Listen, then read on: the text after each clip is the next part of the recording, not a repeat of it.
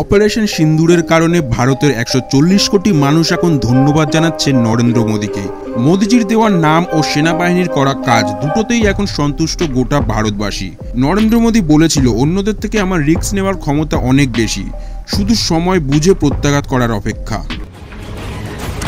পেহেলগামে জঙ্গি হামলার 2 সপ্তাহ পর পাক অধিকৃত কাশ্মীরে জঙ্গি স্থান লক্ষ্য করে 9টি জায়গায় হামলা চালিয়েছে ভারত। এই 9টি ঘাঁটিকে লক্ষ্য করে ভেঙে গুঁড়ি দিয়েছে ভারতের সেনাবাহিনী। ভারত সেনারা জানিয়েছেন, পাকিস্তান ও পাক অধিকৃত জঙ্গি স্থানগুলিকে আক্রমণ চালানো হয়েছে, যেখানে ভারতের বিরুদ্ধে সন্ত্রাসবাদী হামলার পরিকল্পনা করা হয়েছিল এবং হামলার জন্য নির্দেশ দেওয়া হয়েছিল।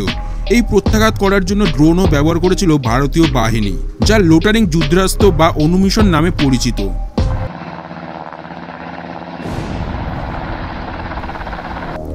7ই মে ঘড়ির কাঁটায় তখন প্রায় রাত 2টো। জঙ্গি ঘাঁটি লক্ষ্য করে হামলা চালানোর পর ভারতীয় সেনার তরফে জানানো হলো, পাকিস্তান ও পাক অধিকৃত কাশ্মীরের 9টি জায়গায় হামলা করে ভেঙে গুঁড়িয়ে দেওয়া হয়েছে। এই পুরো অভিযানটি স্থল, বায়ু ও নৌসেনা মিলিতভাবে ভারতের মাটিতে দাঁড়িয়েই করেছে।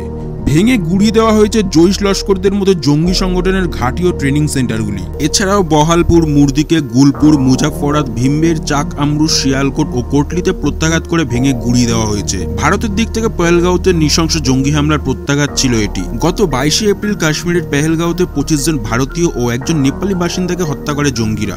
এই হামলায় নাম জড়ায় পাক জঙ্গি গোষ্ঠী সংগঠন TRF এর। এরপর থেকেই পাকিস্তানের সাথে সংঘর্ষ আরও বেড়ে ওঠে ভারতের। उन आतंकियों को और इस हमले की साजिश रचने वालों को उनकी कल्पना से भी बड़ी सजा मिलेगी।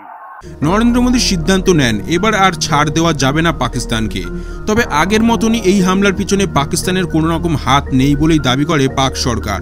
পেহেলগাঁও হামলায় যুক্ত থাকা জঙ্গিদের খোঁজে তল্লাশি চালানোর পাশাপাশি যোগ্য জবাব দেওয়ার প্রস্তুতি নিচ্ছিল ভারতের সেনারা। গতকাল রাতে উপযুক্ত সময় বুঝে জঙ্গি গোষ্ঠীর ঘাঁটিতে প্রত্যাঘাত করে ভারত, আর এই মিশনের নাম দেওয়া হয় অপারেশন সিন্দুর।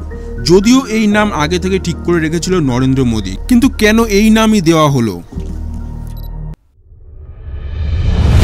গত 22শে এপ্রিল পেহেলগাঁওতে যে জঙ্গি হামলার ঘটনা ঘটেছিল, সেখানে ধর্মের নিরিখে হত্যা করেছিল জঙ্গিরা।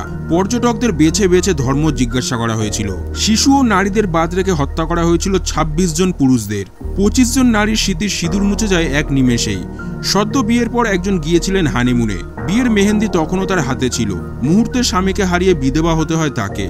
হিন্দু নারীদের কাছে এই সিঁদুর বিয়ের চিহ্ন, স্বামীর কল্যাণের প্রতীক। পরিবারের পুরুষ সদস্যদের হত্যা করে সেই নারীদের স্মৃতির সিঁদুরই মুছে দেয় জঙ্গিরা। প্রধানমন্ত্রী সেনাবাহিনীর সঙ্গে বৈঠকে বলেছিলেন, মহিলাদের বিধবা করেছে তারা, ওদের যোগ্য জবাব দিতেই হবে। তারপরেই সিদ্ধান্ত নেওয়া হয়, ভারতীয় সেনার অভিযানের নাম দেওয়া হবে অপারেশন সিঁদুর বা অপারেশন সিন্দুর।